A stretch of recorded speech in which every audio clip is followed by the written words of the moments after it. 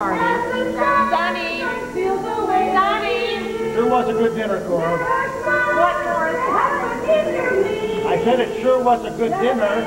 Thank you, Morris. Now go and get dressed, Greenie. Sonny! Lottie, will you please stop that racket of body cat here in the South State?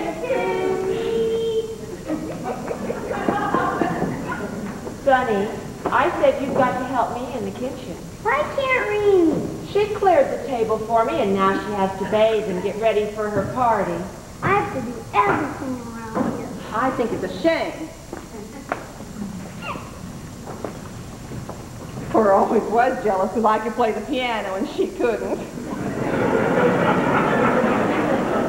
Oh, I got something to tell you. You know why they asked us over here? For dinner. She and Reuben have had another fight. She told me all about it while I was in the kitchen getting her dinner on the table. What about this time? About a new dress she bought for Reenie. But they could fight about anything. Only this time, he hit her. He did. Don't tell her I told you, poor Cora.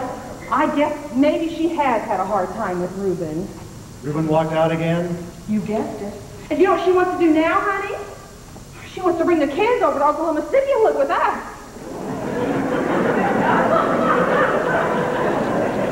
She says I suggested that they do it some time ago. Well, I guess maybe I did, but I never thought they'd do it. We'd be perfectly miserable with her and those kids in the house, Morris. And with only one extra bedroom, one of them would have to sleep downstairs on the Davenport. And then what would happen when your patients started coming in the morning? Yeah, it wouldn't work out very well. Oh, no. The way she pampers those kids. Morris, if she had her way, she'd spoil them rotten. What'd you tell her, honey? Well, I haven't told her anything yet. I was so flabbergasted when she asked me. I just hemmed and... Hi, honey. Dolly, how did it do? I think it's terrible. And hard until I think of something to say. Then Morris took that puzzle away and listened to me. She's going to come to you sometime this evening and ask you about it. All you've got to say is, I'm leaving all of that in Lottie's hands, Cora. Can you remember it? Say it real nice, like it was none of your business. I'll remember. You say you will, but will you? Yes, honey. I don't know. You're so afraid of hurting people's feelings. That's not so. It is too, don't I know? You had to go see some psychologist over in Oklahoma City because you were so afraid of hurting your patients when you drilled their teeth. Now confess, it's actually making you sick if you had to drill your patients' teeth and hurt them. Honey, I wasn't really sick about it. You were too. Now remember what I said. Don't get soft-hearted at the last minute and tell her to bring the kids and come on over. Oh, God, Morris. You'd be in the loony bin in less than 2 days with them in the house. Cora, maybe my own flesh and blood, but I couldn't live with her to save my life. And I love those kids of hers, Morris, I do. And I couldn't live with them. They drive me crazy. Well, you two, you know they would. Almost finished. You should let me help.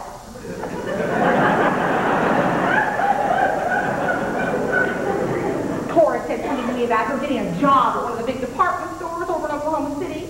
Can you see her doing a thing like that?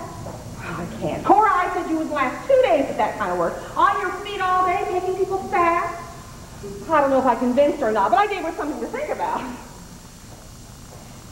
Morris, do you think Reuben still plays around with that Mavis Pruitt in Ponca City? I don't know, honey.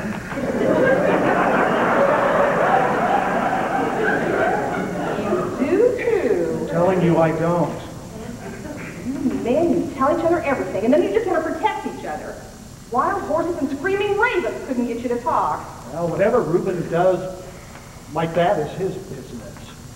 My, don't we sound righteous all of a sudden? Well, I bet you anything he still sees her. Well, don't you let on to Cora. Oh, I won't. Did I ever tell you about the first time she met Reuben? Yes, honey. Oh, I did not. Cora and I were coming out of the 5 and 10. She wanted to buy a little lace to put on her dress. Here came Reuben, like a picture of sin, riding down the street on a shiny black horse. My God, he was handsome. Neither of us knew who he was. We looked at Cora and smiled, and Cora began to get all nervous and fluttery inside. You know what happened then? We came by the house that very night and wanted to see her. Mom and Papa didn't know what to do. They stood around like they were afraid of Reuben.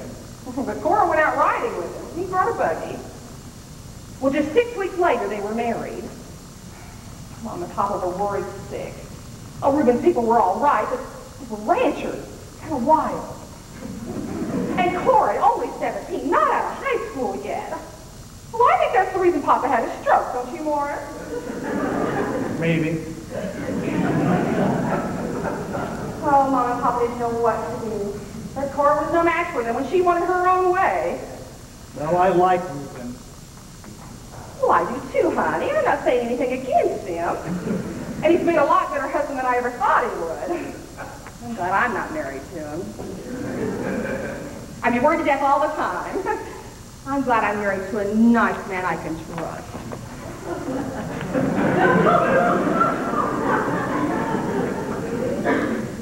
What'll Cora do if Reuben doesn't come back? Well, that's not our problem, honey. Well, yes, but just the same. Look, she's got this nice big house, doesn't she? She could take in roomers if she had to. And Mama left the $2,000 to her when she died, didn't she? If Cora was the baby, so Mama left the money to her. I'm not going to worry. All right, I was just asking. Aunt Lottie! Now, remember what I said, Reuben. All you've got to say is I'm leaving all that to Lottie. Yes. Well, honey, why aren't you getting ready for the party? Morris and I are dying to see your new dress. I don't feel well. I wish I didn't have to go. You don't feel well. Did you tell your mother? Yes. But she won't believe me. I wish you'd tell Aunt Lottie. Cora! Cora! Renie says she isn't feeling well. I don't think she should go to the party, Cora. She says she doesn't want to go. Cora, what do you think is wrong? There's nothing wrong with the child, Lottie. She says she doesn't feel well. Let me see if she's got a temperature. No. You got your tongue? Are you sick at your stomach? Kind of. Oh, my God, her little hands are like ice, Cora. There's nothing wrong with the child, Lottie. She gets to feeling like this every time she goes to a party. She's not going to have a very good time if she doesn't feel well. It's something she has to get over, Lottie. Plans are already made now. I got her the dress, and she's got a date with the boy who's come here all the way from California. Now, I'm not going to let her play sick and not go. The Ralston girl would never invite Renie to another party as long as she lived if she backed out now. Well, awful funny when a young girl doesn't want to go to a party. Don't you think so, Morris? I had a thought. I've got a bottle of perfume I'm going to give her. It's Cody's Laura Jean's finest perfume made. One of the big drugstores over in Ponca City was having an anniversary sale, and with each box of Cody's face powder, they give you a little bottle of perfume stuck right on top. Morris, why was the car give you that package? You found the